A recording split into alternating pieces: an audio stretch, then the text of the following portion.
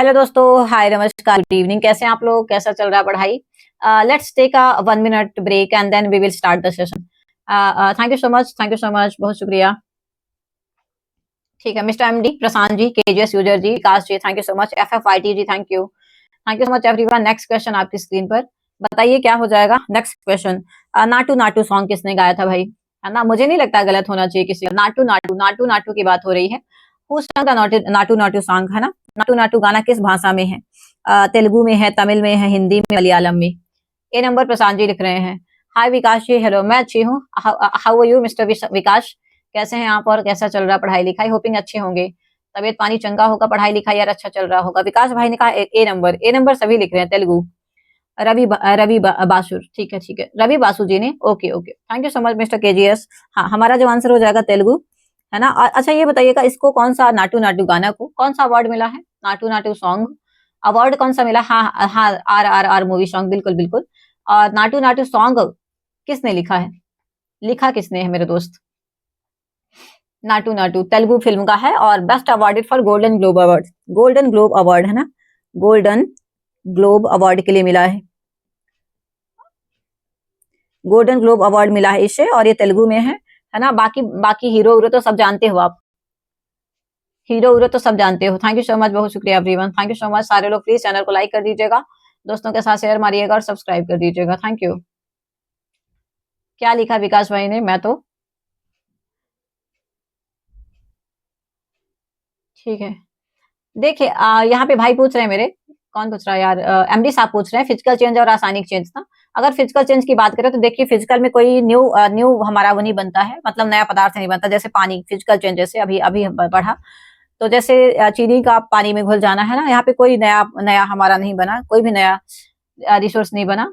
लेकिन अगर हम बात करें रासायनिक की, तो रासायनिक में आप ऐसा एक एग्जाम्पल ले सकते हैं कि जैसे अगर बात करते हैं कि क्या एग्जाम्पल दूं यार? हम्म, यार इसका एग्जांपल नहीं मिल रहा है। इसका तो हो जाएगा बर्फ का पानी में बदल जाना, बर्फ का पानी में बदल जाना, फिर पानी का बर्फ में अगेन बदल जाना, शक्कर का पानी में घुल जाना, फिर शक्कर का उसमें घुल जाना, है ना?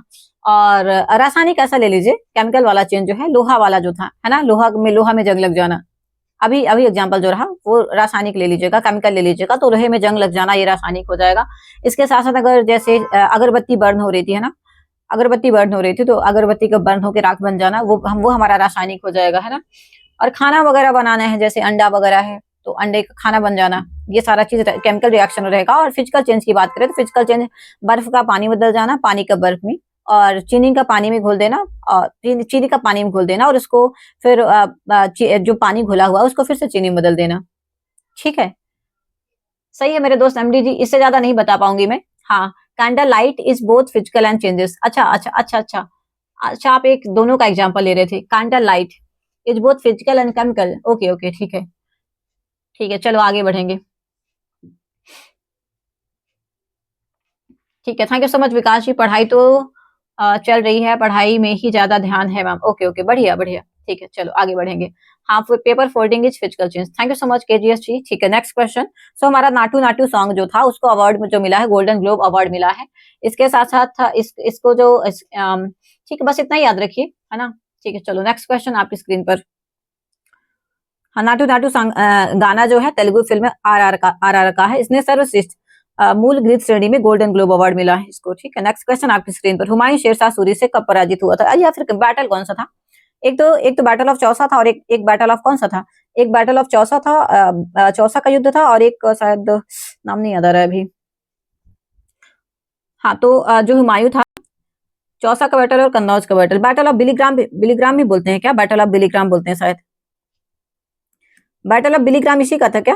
अ, हुमायूं वर्सेस शेरशाह सूरी, अगर मुझे जितना याद आ रहा है। हाय एमडी जी, हेलो। अरे एमडी भाई क्या बात कर रहे हो ना? 1539 में चौसा और 1540 में कन्नौज। बैटल ऑफ बिलीग्राम इसी को बोलते हैं क्या? Thank you so much, thank you so much. Physical changes fast process and chemical changes slow process, thank you so much. MD भाई कौन है? ठीक है, हाँ सी नंबर लिखा है, हाँ बैटल ऑफ कन्नौज, बिल्कुल बिल्कुल, बैटल ऑफ बिलीग्राम, है ना? बैटल ऑफ बिलीग्राम हो जाएगा, ठीक है, बढ़िया बढ़िया दोस्त। नेक्स्ट क्वेश्चन आपकी स्क्रीन पर, नेक्स्ट क्वेश्चन आपकी स्क्रीन पर दोस्तों, थैंक यू सो मच। हमारा जो आंसर हो जाएगा battle of milligram is the right answer here. ठीक है, नेक्स्ट क्वेश्चन बताइएगा। सो बैटल ऑफ चौसा 1549 में था और बैटल ऑफ बिलीग्राम, नहीं बैटल ऑफ चौसा नहीं रहेगा यार, बैटल ऑफ चौसा तो पहला था, बैटल ऑफ कन्नौज हो जाएगा। 26 जून 1539 में हुआ था, Shershah Suri, where Humayun was defeated. अच्छा सॉरी सॉरी सॉरी, सुनिए हमारा आंसर जो रहेगा ए नंबर ही हो जाएगा। दोनों बैटल में हराया था ना, एक बैटल में थोड़ी हराया था, दोनों बैटल में हरा दिया था। यहाँ पे वो वाला सीन नहीं था जैसे पृथ्वीराज वर्सेस मोहम्मद गौरी, वो वाला सीन नहीं था कि एक बार गौरी पृथ्वीराज हारे दूसरी बार गौरी हारा या फिर वाइस वर्सा। यहाँ पे जो शेरशाह सूरी थे ना, दोनों बैटल जीत गया था, चाहे वो बैटल ऑफ कन्नौज हो या फिर बैटल ऑफ चौसा हो। चौसा का बैटल 1539 और 1540 में बैटल ऑफ बिलीग्राम। हाँ अरे एमडी जी, हाँ हाँ हाँ हाँ मैं समझ गई समझ गई समझ गई, कट गए यार मार्क। ठीक है हाँ, तो ये दोनों बैटल थे। ठीक है सॉरी, मुझे लगा बैटल ऑफ कन्नौज, मतलब ये ऐसा था कि मैं सोची एक जीता एक हारा, ठीक है दोनों जीता था वो। ठीक है चलो। सो 26 जून 1539 was won by Sher Shah Suri where Humayun was defeated. He was also defeated in the battle of Kannauj. 1540 में दोनों बैटल हारा था ये। ठीक है चलो आगे बढ़ेंगे, हमारे पास नेक्स्ट क्वेश्चन, सारे लोग बताइएगा। What is the chemical name of substance which is used as an antacid. उस पदार्थ का रासायनिक नाम क्या है जिसका एंटासिड के रूप में उपयोग किया जाता है। मैग्नीशियम हाइड्रोक्साइड है, कैल्शियम हाइड्रोक्साइड है, सोडियम हाइड्रोक्साइड या फिर मैग्नीशियम हाइड्रोक्साइड, सारे लोग बताइएगा। एंटासिड के रूप में जो इस्तेमाल किया जाता है उसे हम क्या कहते हैं। एंटासिड के रूप में जो इस्तेमाल किया जाता है, देखिए मेरा फिजिक्स और केमिस्ट्री इतना अच्छा नहीं है, बट ठीक है मैं कोशिश करूंगी कि थोड़ा सा मैं आपको बता पाऊं जितना भी मेरे को आएगा, है ना। Thank you so much. सारे लोग बताइएगा, मैग्नीशियम हाइड्रोक्साइड है, कैल्शियम हाइड्रोक्साइड है, सोडियम या फिर मैग्नीशियम, सारे के सारे लोग बताएंगे। और एंटासिड की अगर हम बात करें तो मैग्नीशियम हाइड्रोक्साइड, कैल्शियम हाइड्रोक्साइड दोनों ही हो जाएगा यार। कैल्शियम हाइड्रोक्साइड है, मैग्नीशियम हाइड्रोक्साइड है, सोडियम है, मैग्नीशियम ऑक्साइड है। मतलब एंटासिड पता है क्या होता है, एंटासिड वो होता है जैसे आपकी बॉडी में बहुत ज्यादा एसिड बना हुआ है ना, HCl बहुत ज्यादा रिलीज हो गया है, HCl जो है हाइड्रोक्लोरिक एसिड जो है आपका बहुत ज्यादा रिलीज है, तो उसके असर को ना कम कर देता है या फिर न्यूट्रलाइज कर देता है, ऐसी न्यूट्रलाइज कर देता है ना, न्यूट्रलाइज कर देता है एंटासिड, ऐसा याद रखिए आप लोग, तो ऐसा याद रहेगा। मैग्नीशियम हाइड्रोक्साइड, बिल्कुल बिल्कुल KGS ji, thank you so much. हाँ magnesium hydroxide is the right answer here, पहला नंबर हमारा सही उत्तर हो जाएगा बिल्कुल। हाँ magnesium hydroxide commonly known as milk of magnesia is a base used to treat indigestion and heartburn, है ना, as an antacid. Magnesium hydroxide जिसे आमतौर पर मिल्क ऑफ मैग्नीशिया के नाम से जाना जाता है, यह एक बेस है जिसका उपयोग अपच और सीने में जलन के लिए एंटासिड के रूप में किया जाता है। थैंक यू सो मच, बहुत शुक्रिया। वही मैंने बताया था कि अपच की कंडीशन में जब भी आपको बहुत ज्यादा अपच हो जाता है, वॉमिट वगैरह लगता है, HCl बहुत ज्यादा हो जाता है बॉडी में, then you have to take हमारा क्या रहेगा मैग्नीशियम हाइड्रोक्साइड। विकास जी मेरी अभी मैं क्या बताऊं, सच बता रही हूँ, आप मेरा रिश्तेदार बनने की कोशिश न करिए, ठीक है। एक तो सबसे पहली बात, पढ़ा रही हूँ पढ़ लीजिए, शादी हुआ है नहीं हुआ है, कितने बच्चे हैं, 1000 बच्चे हैं कि एक बच्चा है, प्लीज मेरा रिश्तेदार बनने की कोशिश मत करिए, मैं इस चीज से फ्रस्ट्रेट हो गई हूँ। सच बता रही हूँ, शादी वादी की बात मत करो, जिसको पढ़ना है पढ़िए, नहीं पढ़ना मत पढ़िए। Thank you so much. Rabies disease is caused by which of the following, सारे लोग बताइएगा। रेबीज रोग जो है किसके कारण होता है, प्रोटोजोआ के कारण होता है, बैक्टीरिया की वजह से, कवक की वजह से या फिर वायरस। मतलब आंसर तो एक देना नहीं है कि आंसर एक दे दो, फालतू की बकवास करा लो बस।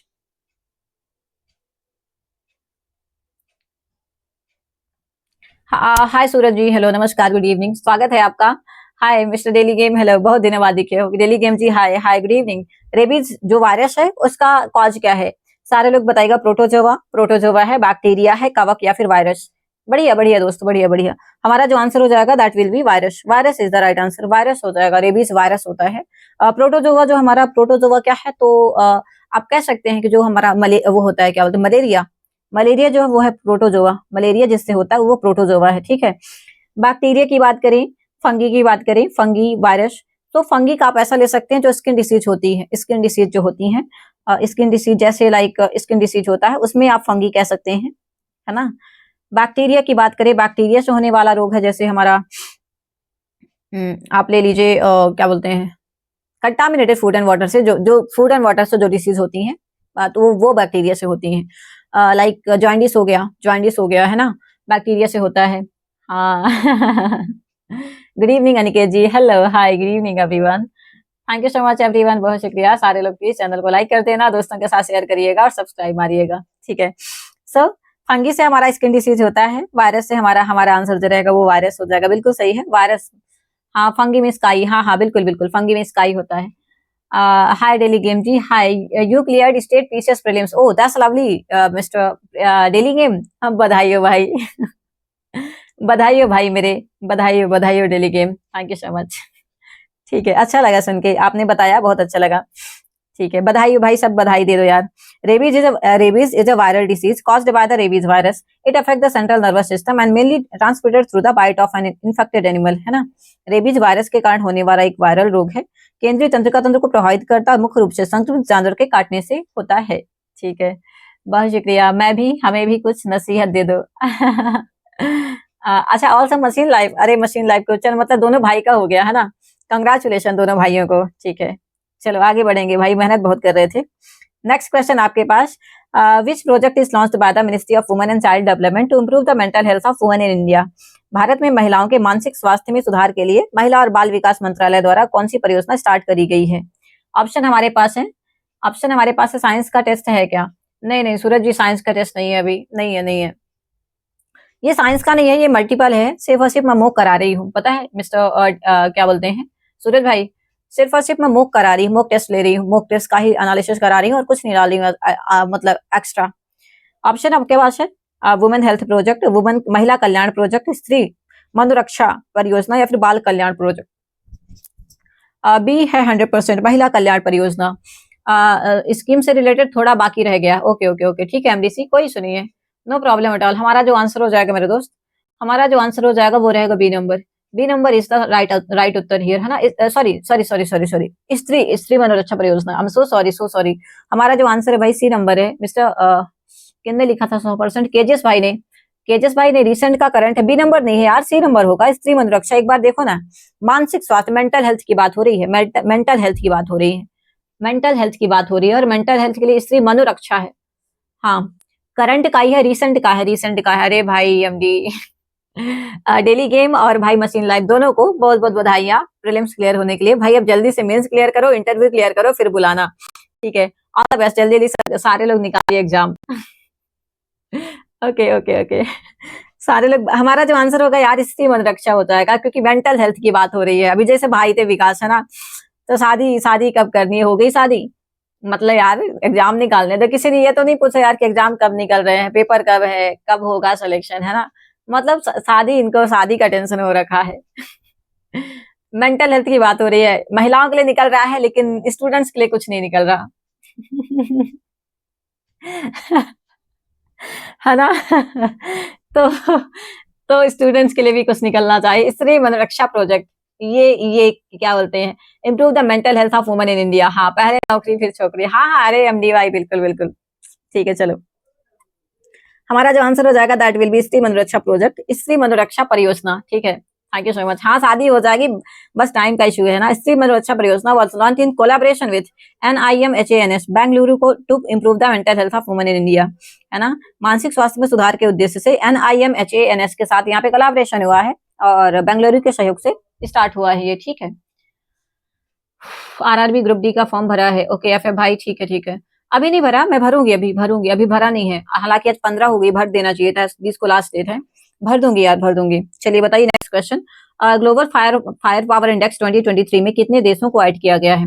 How many countries have been covered in the global fire power index, please बताइएगा. Thank you so much everyone, बहुत शुक्रिया. सारे लोग प्लीज चैनल को लाइक कर देना, दोस्तों के साथ शेयर कर दीजिएगा और सब्सक्राइब मारिएगा दोस्तों. Thank you so much. सारे लोग प्लीज अपने अपने भाई बंधुओं को बुलाकर लाइए.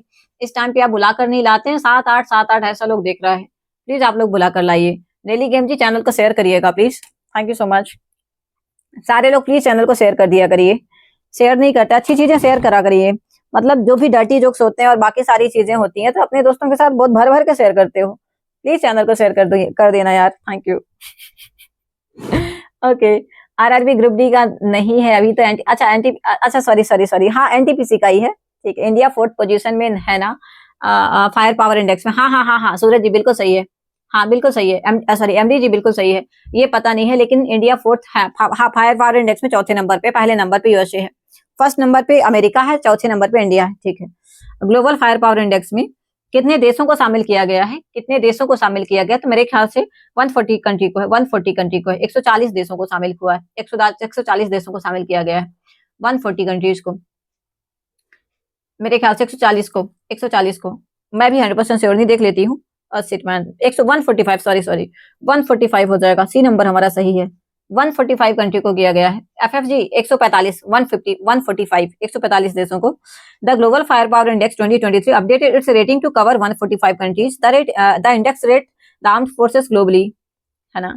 145 देशों को शामिल करने के लिए अपनी रेटिंग अपडेट करी है। यह सूचकांक विश्व स्तर पर सशस्त्र बलों को रैंक करता है। इंडिया का चौथा स्थान है, पहला नंबर यूएसए है। और इसके साथ साथ यहाँ पे आपके पास आर्म्ड फोर्स कितना है, आप फाइनेंशियली कितने स्ट्रांग हो, फाइनेंशियली कितने स्ट्रांग हो, और इसके साथ साथ आपके पास वेपन कितने हैं। तो ये इन तीन चीजों को इंक्लूड करा जाता है। इसमें 3 चीजों को इंक्लूड करा जाता है। पहला रैंक यूएसए का है और चौथा रैंक इंडिया का है, चौथा रैंक। ठीक है, थैंक यू सो मच विकास भाई। हाँ, चौथे नंबर पे इंडिया है। 145 कंट्री है, प्लीज याद रखिएगा। आगे बढ़ेंगे, हमारे पास नेक्स्ट क्वेश्चन है, सारे लोग बताएंगे। निम्न में से किसने राष्ट्रमंडल खेल 2022 में महिलाओं के 62 किलोग्राम फाइनल में भारत के लिए कुश्ती में स्वर्ण पदक जीता था? Who among the following won a gold medal in India in wrestling at the Commonwealth game 2022 in the women's 62 kg final? Bajrang Punia ने करा था, रवि दाहिया जी ने, साक्षी मलिक या फिर दीपक पूनिया? लड़की है यार, महिलाओं का बजरंग पूनिया, रवि कुमार दाहिया, साक्षी मलिक, दीपक पूनिया। ये दोनों कट जाएंगे, सॉरी महिला है, महिलाओं के 62 किलोग्राम में। प्लीज अच्छे से देखिए, मुझे नहीं लगता किसी का गलत हो सकता है। बजरंग पूनिया पक्का, MD ji A number Bajrang Punia हो जाएंगे, पक्का पक्का पक्का पक्का। सारे लोग एक बार कंफर्म करिए please. Bajrang Punia A number लिख रहे हैं, सूरज जी भी लिख रहे हैं और मिस्टर एमडी भी लिख रहे हैं। किसने राष्ट्रमंडल खेल 2022 में महिलाओं के 62 किलोग्राम फाइनल में भारत के लिए कुश्ती में स्वर्ण पदक जीता था? चलो ठीक है, ए नंबर हमारा बजरंग पूनिया जी। ठीक है, बढ़िया बढ़िया बढ़िया दोस्त। एनटीपीसी अभी नहीं किया एमडी भाई, अभी नहीं किया, करूंगी, अभी नहीं करा है। Vikas ji thank you so much. Current affair के लिए मैराथन किस सर से करें? सीएचएसएल के लिए केजीएस ही आप कर लीजिए। देखिए मुझे लग ही रहा था साक्षी मलिक, क्योंकि बजरंग पूनिया कोई लड़की नहीं है, लड़के हैं वो। रवि दाहिया लड़की नहीं है, लड़के हैं। दीपक पूनिया लड़की नहीं, लड़के हैं। मतलब यहाँ पे कॉमन सेंस वाला क्वेश्चन था, मैंने आप, ठीक है चलो खैर हटाओ उसको, गलत हो गया मेरा भी। तो महिलाओं में बजरंग पूनिया जो है ना, वो लड़की नहीं है, लड़के हैं वो। रवि दाहिया भी लड़के हैं, साक्षी मलिक लड़की है, दीपक पूनिया लड़के हैं। तो ये कॉमन क्वेश्चन वाला क्वेश्चन था। मतलब 62 महिलाओं के 62 किलोग्राम फाइनल में भारत के लिए कुश्ती में स्वर्ण कौन लेकर आया? साक्षी मलिक। मतलब ऑप्शन में ही सारा ऑप्शन का ही खेला था यहाँ पे, साक्षी मलिक हो जाएगा भाई। कहीं कर रहे हो यार, गलत करवा रहे हो, ठीक है। मतलब मेरे यहाँ मैं सोची कि वोट बैंक ज्यादा है, तो चलो जी गलत। लेट्स सी, हाँ ठीक है, चलो सी नंबर साक्षी मलिक हो जाएंगे। ठीक है, प्लीज रिमेम्बर अपने कान और आंख पूरे तरह से खोल के रखें, है ना। सारे जितने भी सेंसिटिव पार्ट होते हैं आपके, आंख नाक कान, सूंघना वाला भी है, सूंघ के कोई क्वेश्चन का आंसर कर देना please. Thank you so much Vikas ji, बहुत शुक्रिया। Thank you Vikas, thank you so much. Good night. Sakshi Malik won the gold medal in the women's 62 final in wrestling at the Commonwealth game 2022। Sakshi Malik ने बर्मिंघम में राष्ट्रमंडल खेल 2022 में महिलाओं के 62 किलोग्राम फाइनल में कुश्ती में स्वर्ण पदक जीता है। हाँ 5 यंत्र। Thank you so much KGS ji, बिल्कुल। नेक्स्ट क्वेश्चन आपकी स्क्रीन पर, सारे लोग बताइएगा भाई, ये तो बन जाएगा। राज्यसभा का सदस्य बनने के लिए व्यक्ति की न्यूनतम आय, मिनिमम एज कितना होना चाहिए? 25, 30, 35, 40? मुझे नहीं लगता गलत होएगा किसी का, क्योंकि सबको इतना तो पता है यार कितना साल एज होता है। एमएलए के लिए कितना होता है, एमपी के लिए कितना होता है ना। स्टेट लेजिस्लेटिव के लिए कितना होता है, स्टेट लेजिस्लेटिव के लिए कितना होता है? हाँ 25 साल केजीएस भाई। नहीं 30 साल हो जाएगा यार। सुनो 35 साल नहीं है भाई। एफएफवाईटी भाई सुनो एफएफवाईटी भाई, 35 साल से कम करके 30 साल कर दिया गया है। राज्यसभा सांसद की जो उम्र है वो 30 साल कर दी गई है। 30 साल राज्यसभा सांसद के लिए एमपी के लिए 35 साल नहीं 35 साल पहले हुआ करती थी, अभी 30 हो चुकी है, 30 हो चुकी है, 30 हो चुकी है। सूरज जी चेक कर लो यार, गूगल कर लो भाई, एमपी का जो एज होना चाहिए, एमपी एज क्राइटेरिया चेक कर लो भाई। 30 साल होता है एमपी एज लिमिट, कितना होता है? हाँ 30, सही है। देखिए एमएलए के लिए 25 साल होता है, एमपी के लिए 30 साल होता है। क्योंकि याद रखिए ना, अभी जो है, हाँ same for president and PM. Thank you so much Suraj ji. अभी याद रखिए ना, जो सबसे कम उम्र के लोकसभा के, सॉरी राज्यसभा के जो मेंबर है, राघव चड्ढा है सबसे कम उम्र के, है ना। और 18 या 19 साल की जो थी, 19 साल की शायद महिला, सॉरी 25 और 26 साल की जो महिला थी, तो वो झारखंड की, सॉरी वहां की बनी हुई थी। अरे द्रौपदी मुर्मू जी का जो होम टाउन है कौन सा है उड़ीसा में? हाँ वेस्ट बंगाल में एक है, वहीं से उन्हीं के इलाके से बनी थी, द्रौपदी मुर्मू जी के सिटी से बनी थी, सिटी से एमएलए बनी थी, सबसे कम उम्र की, अभी 2019 की बात हो रही है, 2019 की बात हो रही है, वहीं से एमएलए बनी थी, मतलब विधायक बनी थी, 25 साल विधायक के लिए और 30 साल सांसद के लिए। अगर पीएम राज्यसभा से इलेक्ट हुआ है तो क्या वो नो कॉन्फिडेंस मोशन पे वोट देता है कि नहीं? पीएम राज्यसभा से इलेक्ट हुए हैं, क्या वो नो कॉन्फिडेंस मोशन में वोट देंगे कि नहीं देंगे? देंगे, देंगे, देंगे। अगर राज्यसभा से, हालांकि ऐसे होते नहीं है, लेकिन एक एक ऐसे पीएम हुए जो राज्यसभा से इलेक्ट हुए, एक ही पीएम ऐसे हुए हैं जो कि राज्यसभा से इलेक्ट हुए हैं, और वो हाँ नो कॉन्फिडेंस मोशन में वोट देंगे। Thank you. हाँ मयूरभंज, बिल्कुल बिल्कुल बिल्कुल, बढ़िया बढ़िया बढ़िया मिस्टर एमडी, बढ़िया बढ़िया, थैंक यू सो मच। हाँ मयूरभंज उड़ीसा से, बिल्कुल यहाँ पे बनी थी, नाम मुझे याद नहीं है मैडम का, बाकी बनी थी, और सबसे सबसे कम उम्र की थी, 25 और कुछ महीने था, 25 साल कुछ महीने था, ठीक है। चलो next question, thank you so much, ठीक है। नेक्स्ट क्वेश्चन आपकी स्क्रीन पर, according to article number 84 of Indian constitution, a person must not be less than 30 year of age to be eligible for the Rajya Sabha, ठीक है। According to article number 84, 84 की बात हो रही, 84 साल की बात हो रही, 84 साल की नहीं, आर्टिकल नंबर 84 की बात हो रही। नेक्स्ट क्वेश्चन, सारे लोग बताइएगा कौन सा विश्व का सबसे बड़ा डेल्टा है? Godavari, which of the following is the largest delta in the world? Godavari delta है, मिसिसिपी, इंडस, या फिर गंगा ब्रह्मपुत्र डेल्टा? गंगा ब्रह्मपुत्र डेल्टा, सारे के सारे लोग बताएंगे भाई साहब। Thank you so much everyone, सारे लोग प्लीज चैनल को लाइक कर दीजिएगा, दोस्तों के साथ शेयर करिएगा और सब्सक्राइब मारिएगा। Mister MD thank you, KGS ji, Suraj ji बहुत शुक्रिया, एफएफआईटी जी प्लीज आंसर करो ना, आंसर करते रहिए आप लोग, आंसर करने में कोई कमी मत छोड़िए, आंसर करते रहो आप लोग। गणेश जी ने कहा डी नंबर है, गणेश जी ने कहा हमारा हमारा जो आंसर हो जाएगा वो रहेगा डी नंबर, डी नंबर। सारे लोग बताइए प्लीज क्या आंसर होगा?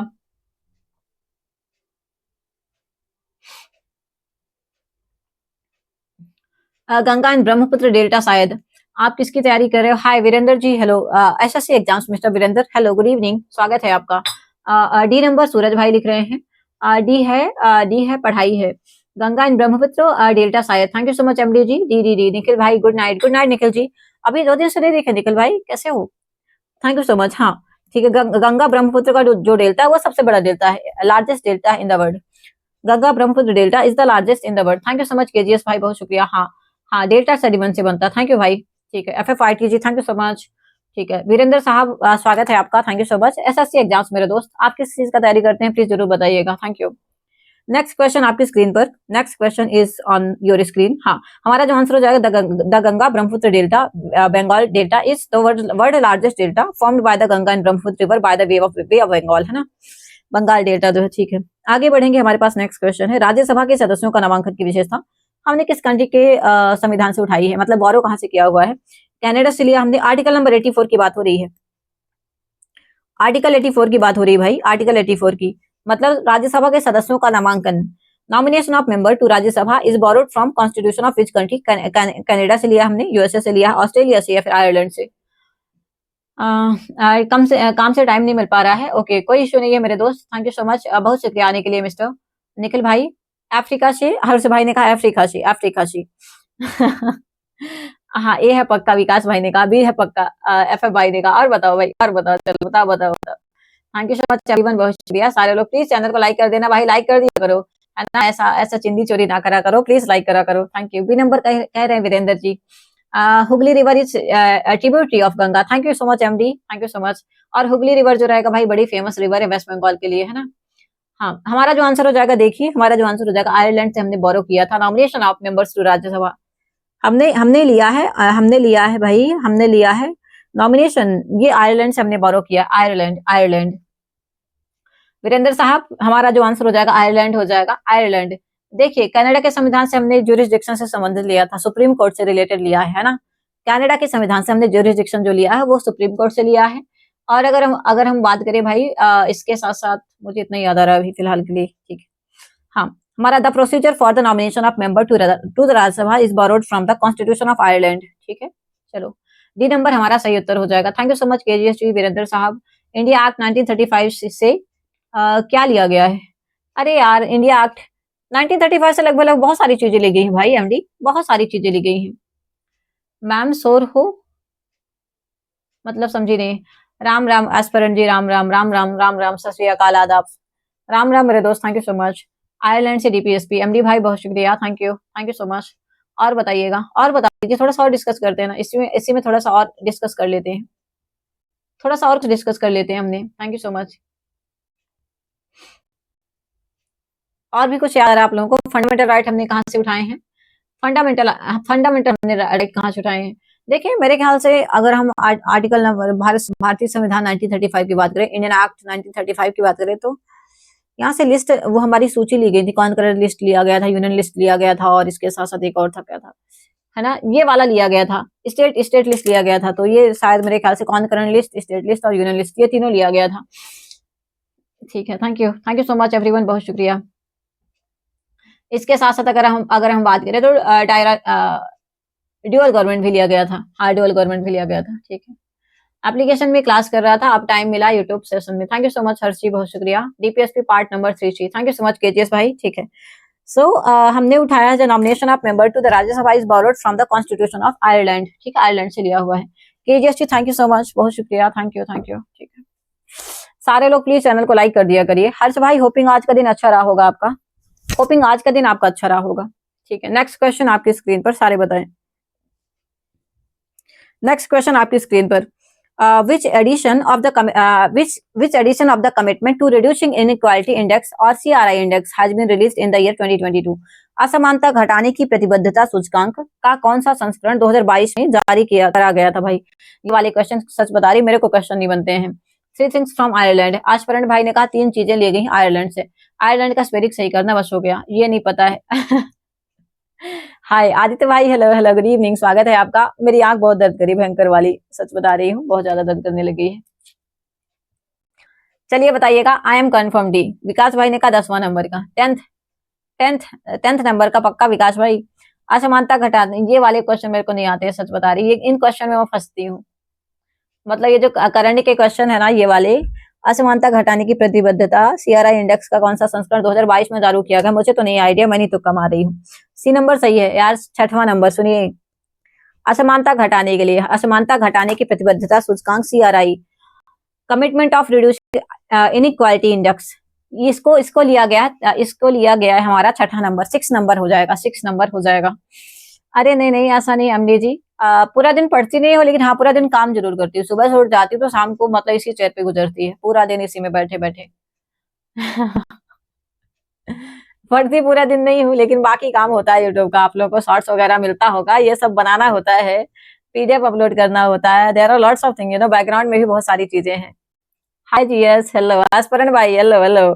अरे ऐसा मत करो यार, उल्टी आ रही है आपको, ऐसा नहीं करते दादा, पास इसी से होना है, 6 नंबर।